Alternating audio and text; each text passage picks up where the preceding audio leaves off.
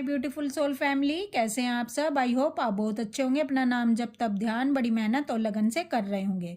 तो चलिए गाइस, आज हम देखने वाले हैं डिवाइन डीएम को इस समय किस तरह से मजबूर कर रहे हैं कि वो अपनी डीएफ से कांटेक्ट करें अपनी ईगो की डेथ करके। चलिए देखते हैं किस तरह से डिवाइन के द्वारा डीएम को मजबूर किया जा रहा है कि वो अपनी ईगो की डेथ करें और अपनी डीएफ से कांटेक्ट करें।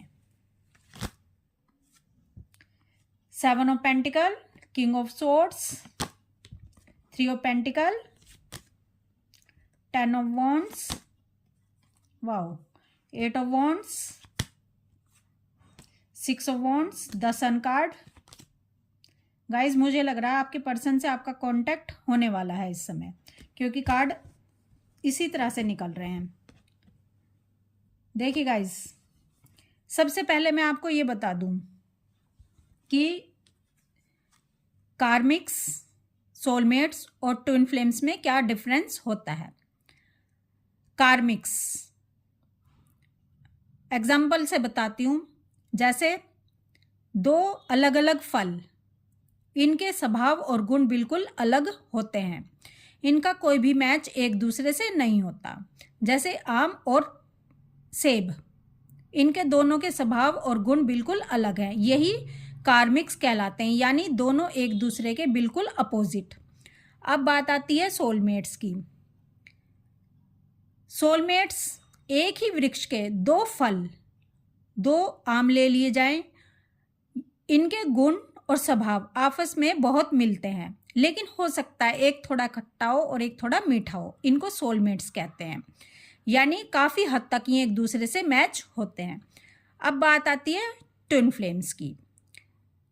एक सेब, उसको दो हाफ पार्ट कर लिए जाएं, ये होते हैं ट्विन फ्लेम्स, यानी 100% ये एक दूसरे से मैच होते हैं, क्योंकि ट्विन फ्लेम्स एक ही आत्मा के दो पार्ट होते हैं।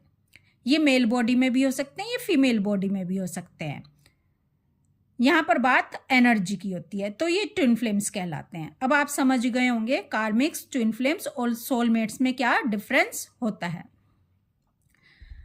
अब मैं बता रही हूँ कि आपके डीएम को किस तरह से मजबूर किया जा रहा है आपकी तरफ आने के लिए उनकी ईगो की डेथ करके।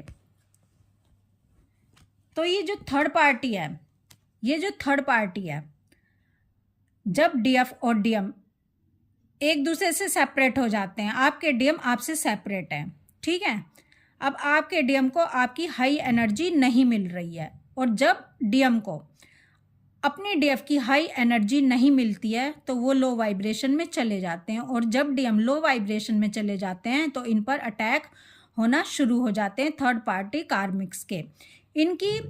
इनको ट्रिगर मिलने शुरू हो जाते हैं, और जब ये पेन में चले जाते हैं, जहाँ पर पेन होगा वहाँ से लक्ष्मी, माँ लक्ष्मी यानी इनका धन भी भाग जाएगा, लक्ष्मी यानी हैप्पीनेस वो भी भाग जाएगी, ठीक है। इनके फाइनेंस इशू आने शुरू हो जाएंगे, इनके हेल्थ इशू आने शुरू हो जाएंगे, और इनका सब कुछ खराब हो जाएगा। इनकी लाइफ से सारी हैप्पीनेस भाग जाएगी, और थर्ड पार्टी और कार्मिक्स इनको पेन देना शुरू कर देते हैं। तो अब आपके डीएम का यही हाल हो रहा है, क्योंकि इनकी जो डीएफ है वो अपना इनर वर्क करना शुरू कर चुकी है। जो डीएफ है वो हाई वाइब्रेशन में आ रही है, और जैसे जैसे डीएफ हाई वाइब्रेशन में आ रही है वैसे वैसे डीएम के जो हालात हैं वो ख़राब हो रहे हैं।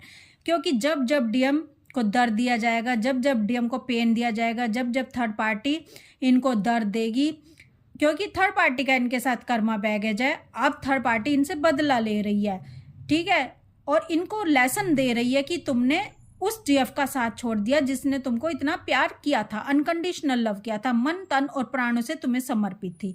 तो अब डीएम का यही हाल हो रहा है इस समय। तो जब कोई इंसान पेन में होता है और परेशानियों से घिरा होता है, उसकी लाइफ में चारों तरफ दर्द ही दर्द होता है, तो वो सबसे पहले किसे याद करता है? वो सबसे पहले उसे ही याद करता है जो उसको बेपनाह प्यार करता है। और डीएम को बेपनाह प्यार करती है, अनकंडीशनल लव करती है। तो डीएम अब इस समय अपने डीएफ को लगातार याद कर रहे हैं, ये dark night of the soul से गुजर रहे हैं। और जब DM dark night of the soul से गुजरते हैं, इनका फोकस खुद पर हो जाता है। ये डिवाइन से क्वेश्चन करना शुरू करते हैं कि मेरी लाइफ में इतना दर्द क्यों है, आखिर मैंने ऐसा किया क्या है। तब डिवाइन की तरफ से इनको आंसर दिए जाते हैं, क्योंकि इस समय डिवाइन इंटरवेंशन डीएम के ऊपर हो रहा है। डीएम की पहले ईगो बहुत बढ़ा दी जाती है, बहुत डीएम ईगोस्टिक बन जाते हैं और डीएम मैटेरियलिस्टिक लाइफ में इतना इन्वॉल्व हो जाते हैं कि ये अपने डीएफ का प्यार भरा दिल भी तोड़कर चले जाते हैं, उसको चीट करके चले जाते हैं। डीएम की इतनी ईगो बढ़ा दी जाती है और फिर डीएम को पटक दिया जाता है इनकी ईगो को बढ़ाकर। जब डीएम धरती पर आते हैं, डीएम सच्चाई देखते हैं, तब डीएम को पता चलता है कि आखिरकार मैंने किस चीज़ को गंवा दिया। अब डीएम का यही हाल हो रहा है और डीएम अपने डीएफ से कांटेक्ट करने के लिए मजबूर हो रहे हैं, क्योंकि इनको चाहिए डीएफ का वो प्यार, वो अनकंडीशनल लव, वो प्रेम, जिसको पाकर डीएम सारी दुनिया को भुला बैठते हैं। जब डीएम को दर्द मिल रहा है, परेशानियों से घिरे, तो अब डीएम को अपने डीएफ की याद आ रही है। अब डीएम अपने डीएफ की तरफ फोकस कर रहे हैं और डीएम अपनी ईगो की डेथ करके अपने डीएफ से कांटेक्ट करने के लिए मजबूर हो रहे हैं। ये अब अपने इस रिलेशन पर काम करना चाहते हैं, अपनी डीएफ के साथ आगे बढ़ना चाहते हैं और अपनी डीएफ को याद कर रहे हैं, अपनी डीएफ के लिए एक्शन लेने जा रहे हैं डीएम, और अपनी डीएफ से कांटेक्ट में आना चाहते हैं, क्योंकि ये अपनी ईगो की डेथ कर चुके हैं। तो इन हालातों में जब डीएम परेशानियों में घिरे होते हैं, dark night of the soul में गुजर रहे होते हैं, तब डीएम को अपनी डीएफ की याद आती है और डीएम अपनी डीएफ से कांटेक्ट करने के लिए इन हालातों में मजबूर हो जाते हैं।